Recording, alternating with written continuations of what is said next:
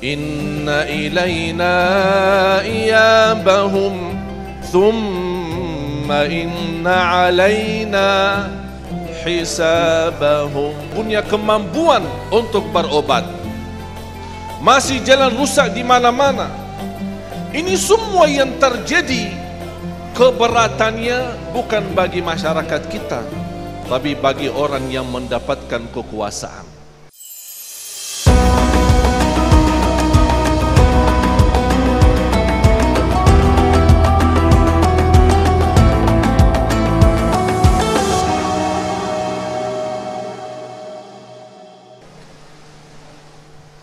Bismillahirrahmanirrahim.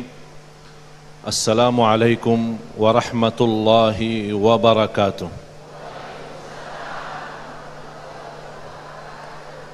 Alhamdulillah, alhamdulillahi rabbil alamin. Ashhadu an la ilaha illallah, al-malikul haqqul mubin. وأشهد أن سيدنا ونبينا محمدا عبده ورسوله الصادق الأمين. اللهم صل وسلم وبارك على سيدنا محمد وصحبه ومن تبعهم بإحسان إلى يوم الدين. سبحانك لا علم لنا إلا ما علمتنا إنك أنت العليم الحكيم. أعوذ بالله من الشيطان الرجيم. بسم الله الرحمن الرحيم.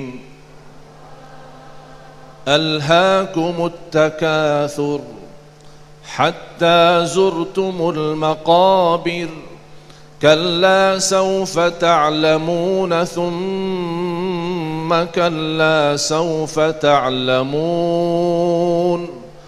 كلا لو تعلمون علم اليقين لترون الجحيم ثم لترونها عين اليقين ثم لتسألن يومئذ عن النعيم. صدق الله العظيم. Turunnya ayat ini kepada Rasulullah sallallahu alaihi wasallam. Dan Rasulullah alaihi salatu wassalam bersama sahabatnya makan dan minum. Di musim panas Rasul mendapatkan minum yang sejuk. Begitu Rasulullah sallallahu alaihi wasallam merasakan enaknya minum itu di musim panas, nangis sallallahu alaihi wasallam. Sahabat bertanya, "Ya Rasulullah, air ini membuatmu nangis?" Apa jawabannya Rasulullah? Thumma latus'alunna yawma idzin 'anil na'im. Makanan yang enak, minuman yang sejuk dan dingin, jus bermacam-macam, hidup kita yang layak, rumah kita yang indah, sehari-hari kita yang mendapatkan banyak nikmat yang tak pernah kita hitung akan dihisab oleh Allah Subhanahu wa taala. Bungkus nasi barangkali harganya murah, tapi saat kita makan enak banget. Tapi kita lupa mensyukuri dengan senang hati. Sampai ucapan syukur menjadi sebuah kebiasaan. Alhamdulillah. Tapi tidak pernah menggunakan syukur untuk mendekatkan diri kepada Allah. Kalau hal makan dan minum sehari-hari kita akan menjadi hisab di hadapan Allah. Inna ilayna iyabahum thumma inna alayna hisabahum. Semua akan kembali kepada Allah dan akan dihisab oleh Allah. Kalau makan dan minum Bapak Ibu masuk dalam hisab di hadapan Allah, apalagi kekuasaan. Apalagi orang yang diberikan kepercayaan tanggung jawab di hadapan umat. apalagi orang yang akan menjadi pemimpin negeri Indonesia yang begitu penduduknya banyak dan yang menderita cukup banyak. Negeri Islam, umat Islam yang terbesar sedunia, kenikmatan yang berlimpah di Indonesia, tapi masih banyak kelaparan, masih banyak sakit, tidak punya kemampuan untuk berobat, masih jalan rusak di mana-mana. Ini semua yang terjadi, keberatannya bukan bagi masyarakat kita, tapi bagi orang yang mendapatkan kekuasaan. Di mana menarahkan kekuasaannya itu? Apakah karena Allah, apakah karena kepentingan sendiri? Thumma latus'alunna yawma idzin 'anin na'im.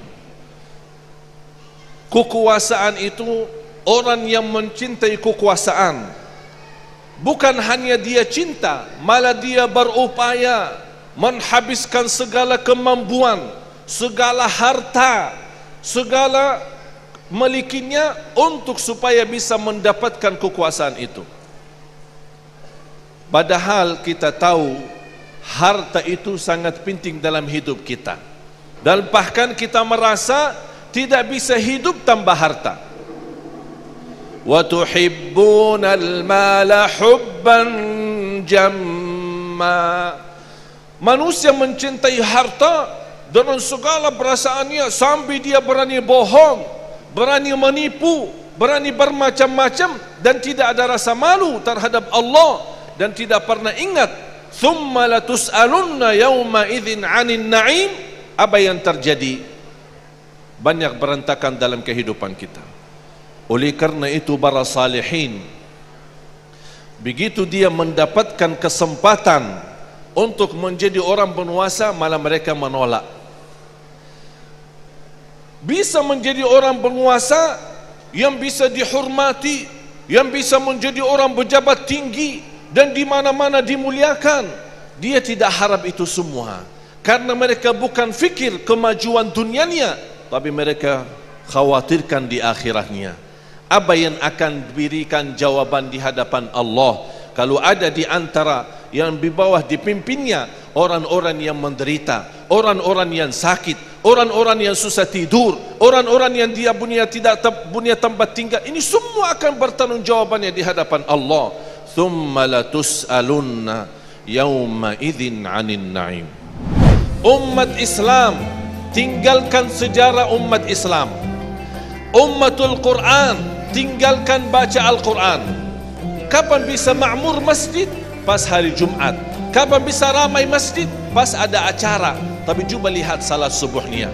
Berarti bukan salah tidak ada masjid, justru masjid apalagi di Indonesia lebih daripada negeri Arab. Tapi apa yang terjadi? Kekurangan masjid? Bukan, kekurangan iman dalam hati kita.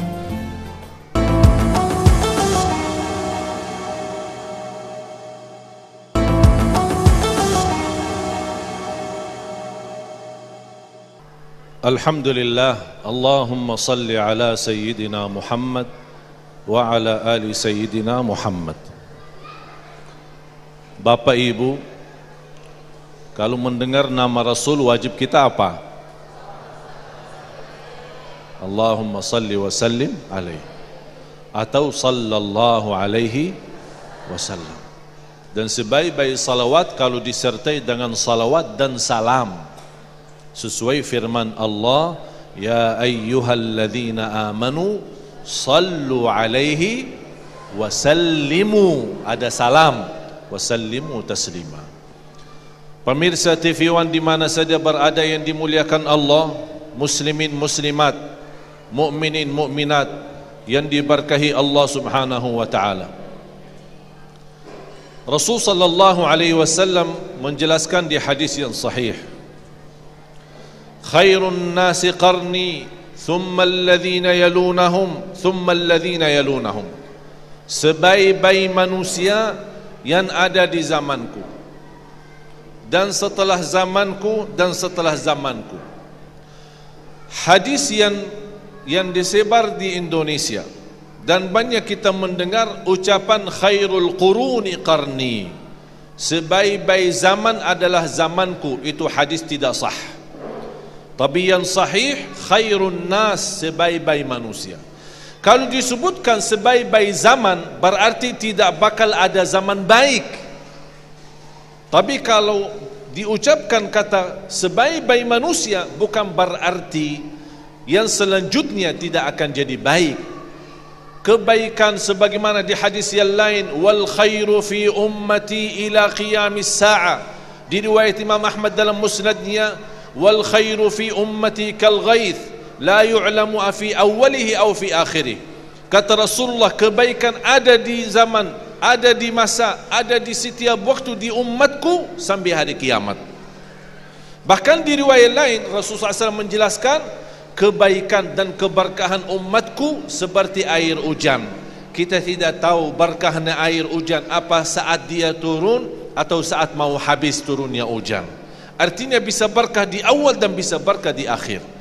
Yang menentukan keberkahan, yang bisa mewujudkan perubahan, yang bisa berjuang untuk mendapatkan ridha Allah adalah kembali kepada manusia sendiri. Dunia masih namanya dunia. Di zaman Rasul dunia, 1000 tahun yang lalu dunia, 500 tahun yang lalu dunia, sekarang masih namanya juga dunia. Apa yang berubah? Bukan dunia dan isinya, tapi yang berubah adalah hati manusia. Inna Allaha la yughayyiru ma biqaumin hatta yughayyiru ma bi anfusihim. Allah menjanjikan tidak merubah nasib satu kaum, buruk menjadi baik, susah rizki menjadi lubang rizki, menjadi susah dalam hidupnya menjadi senang dalam hidupnya. Allah tidak akan rubah dari hal baik menjadi buruk atau buruk menjadi baik, kecuali kita yang sendiri mengambil keputusannya. Faman ya'mal mithqala dzarratin khairan yarah wa man ya'mal mithqala dzarratin syarran yarah. Artinya kita bisa memiliki keputusan menuju kepada yang lebih baik. Tidak boleh kita berserah diri tanpa kita punya usaha dan ikhtiar. Di samping usaha dan ikhtiar, sebagaimana di masa Rasulullah SAW, sebagaimana di zaman sahabat, zaman para tabi'in, para alim ulama, para awliya, yang seharusnya kita tiru mereka, yang seharusnya kita menjadi contoh, mengambil contoh daripada mereka, karena mereka adalah yang mendahului kita dan Allah sudah ridha kepada mereka, dan mereka Allah jadikan hamba-hamba yang sudah diridai Allah dunia dan akhirat, yang semestinya kita bisa mengambil banyak pelajaran. Umat Islam, tinggalkan sejarah umat Islam. Ummatul Quran, tinggalkan baca Al-Quran. Umat ahli masjid, yang dikenal umat Islam masjidnya di mana-mana, tapi umatnya malah jauh daripada masjid. Kapan bisa makmur masjid? Pas hari Jumat. Kapan bisa ramai masjid? Pas ada acara. Tapi coba lihat salat subuhnya.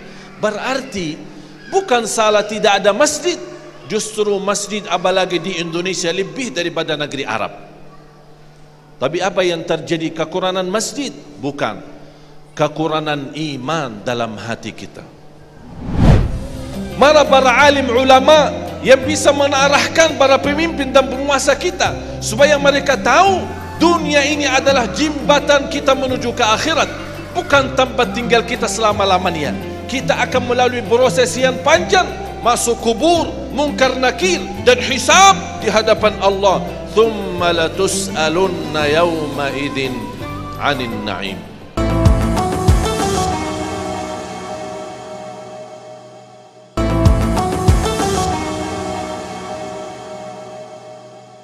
Alhamdulillah, Allahumma salli ala Sayyidina Muhammad.